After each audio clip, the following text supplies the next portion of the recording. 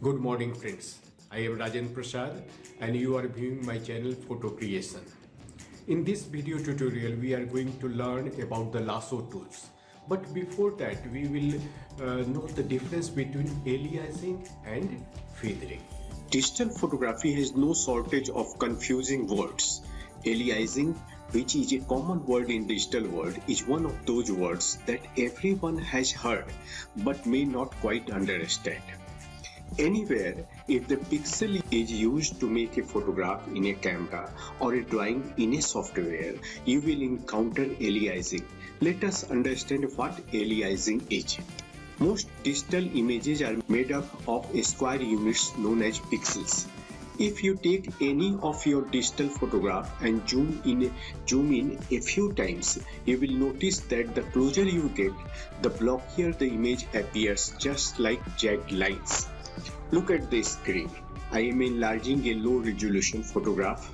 Now see the edges of this image. This jagged or staircase appearance is a result of individual pixels becoming more pronounced as the digital image is increased in size.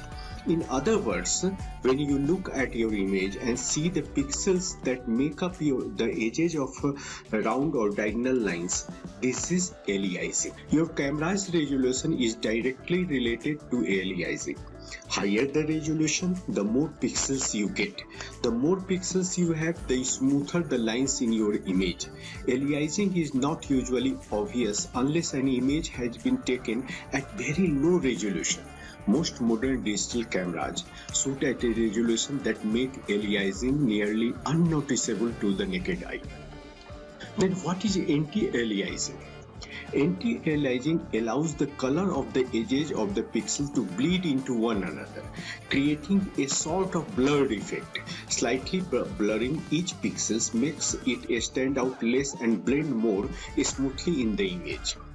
Most good digital cameras come with built-in anti-aliasing filter. Anti-aliasing filter is also known as low-pass filter over the sensor, so your picture won't have a jagged look. Anti-aliasing will make your photograph look more natural and will help to offset any loss of quality caused by a lower resolution camera or setting. Since an anti-aliasing filter slightly blurs the image at pixel level, in absence of anti-aliasing filter means potentially sharper images. So in 2012, Nikon introduced the D800 and D800E cameras, which were identical, but the D800E has the effect of its anti-aliasing filter removed. Canon's new full-frame EOS 5 DSR is the company's first DSLR with anti-aliasing filter removed. Even some APS cameras are without anti-aliasing filters such as D7200, D5500, D5300 and even the cheapest D3300. Because anti-aliasing filter slightly blurs the image, in most cases, cameras without anti-aliasing filter will have images with a bit more detail and sharpness. Without the anti-aliasing filter, image also have a higher resolution. So while selecting a camera, anti-aliasing filter or low-pass filter should also be considered. Now come to the editing software. While using any editing software, when you use the elliptical marquee tool to make a circle, the edges of the selection look nice and crisp, but it will show aliasing when magnified because they are also made of square pixels. Now I am going to draw a circle and then I will enlarge. You will see the aliasing. In marquee tool, aliasing option is in the tool option bar. Just see before using the elliptical marquee tool that it is off. So there are filters in editing software which produce anti-aliasing effect. Anti-aliasing smoothes the jagged edges of a selection by softening the color transition between edges of the pixel and background pixels. Because only the edge pixels are changed, no detail is lost. So it is best policy to keep the aliasing filter always on. Anti-aliasing is useful when cutting, copying and pasting selection to create a composite image. You can select anti-aliasing with the lasso, polygonal lasso, magnetic lasso, elliptical marquee, or magic wand tools. Also note to anti-alias, you must select the anti-alias option before making the selection. You cannot add anti-aliasing to an existing selection. Now for demonstration of the anti-aliasing filter effect, I am switching on the anti-aliasing option to the toolbars. As you can see here that I am again drawing a circle. Now I am enlarging it. Compare it with the normal image and see how anti-aliasing is softening the edges, and also notice that it works only on the edges. Now what is feathering? Anti-aliasing smoothes the jagged edges of a selection by softening the color transition between the edge pixels and background pixels. But it is often the case that you need a larger transition between what is and what is not selected. That is where feathering comes in. Feathering edges creates gradual transition from fully opaque to at least partial transparent color. It may give the effect of an airbrush or a spray paint effect. Color is concentrated at the center of the brush area and it blends out towards the edges. A radius in the feathering dialog box determines how much softening and blending you require. Sometimes intentionally high radius is selected to give a soft and romantic effect.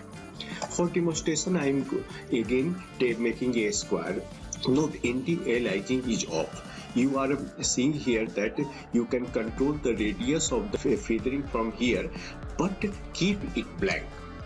We can give the feathering to our selection after making it, and by doing that we can change the amount if it goes wrong.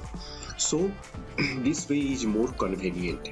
Make a circular selection. Now right click and select feathering from a drop down menu. A window will open here in the radius. Choose 3 pixels and click OK. Now fill it with black. Now let us compare the feathering effect of the anti-aliasing. You can see that the edge blend area are under your control.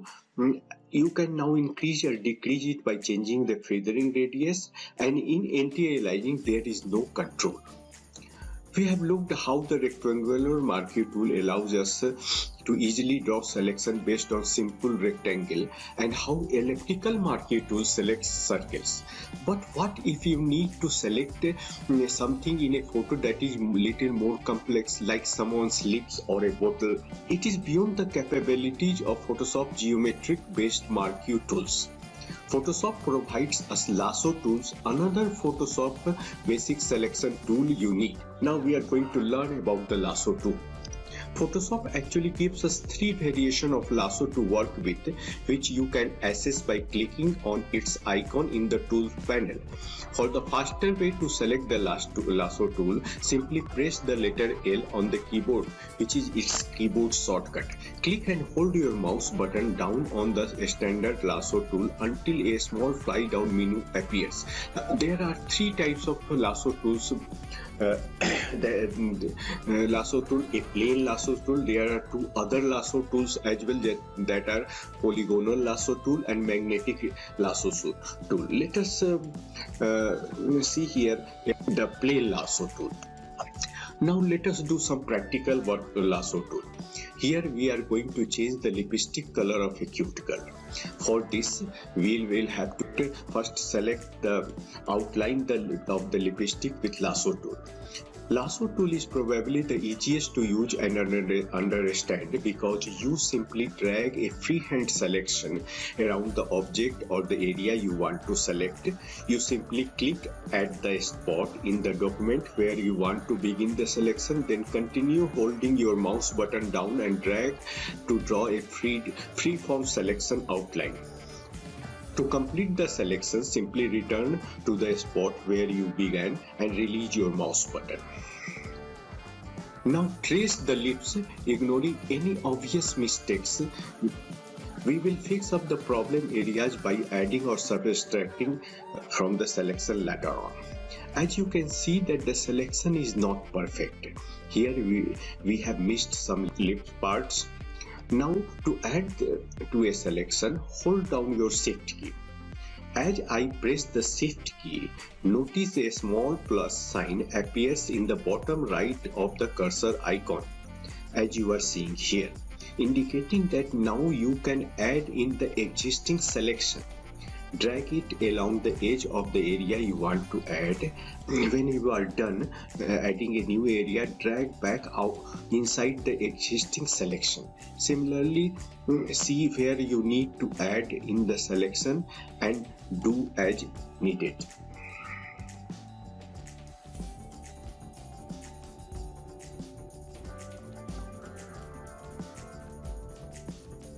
You will also see that we have selected some extra areas like this.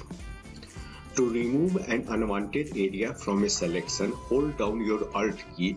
You will see a small minus sign appear in the bottom right corner of the cursor icon, as you are seeing here.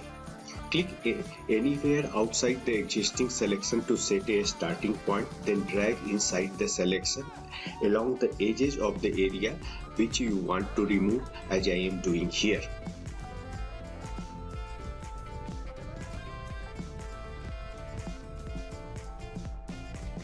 Now you have selected the lips. Let us change its color. For changing the color of the lips, open the Hue and Saturation adjustment window by clicking the shortcut Ctrl plus U. In Hue and Saturation panel, you get 3 sliders to change the hue, saturation and lightness of the color. Play with this slider to change the color of the lips. After doing the changes, let us examine the lips after enlarging. The selection outlines are disturbing us, so to temporarily hide this, use the shortcut Ctrl H. This will hide the selection outlines. Now, as you can see that the edges of the selection are hard, so the color change is not looking natural. So for blending it perfectly, we will now feather the selection. Click Ctrl H again to see the selection outline. As you can see that the edges are not smooth, which is causing the problem. Right click on the selection and choose feather. Fill 6 in the amount of radius. Now look at this area as I am clicking OK. You will see that the feathering has smoothened the area. Now again use the shortcut Ctrl U to open the Hue and Saturation dialog box, change the color and see again after enlargement. You will see that this time the color change is looking normal and blending of the colors is perfect. You must be very careful in choosing the amount of radius. If it is less or more than required for your work, it will be detectable. Amount of feathering is a guesswork, so you may have to try more than once. So in this video tutorial, you learned about the anti-aliasing, feathering and also learned how to use the lasso tool. As a bonus, you have also learned how to change the color of the lips. Practice them with your own photographs. I hope you enjoyed our tutorial. Kindly subscribe and like our video channel for more interesting video tutorials. If you want to get notification about our upcoming tutorials, kindly press the bell icon. See you again in the next tutorial. Goodbye and have a nice day.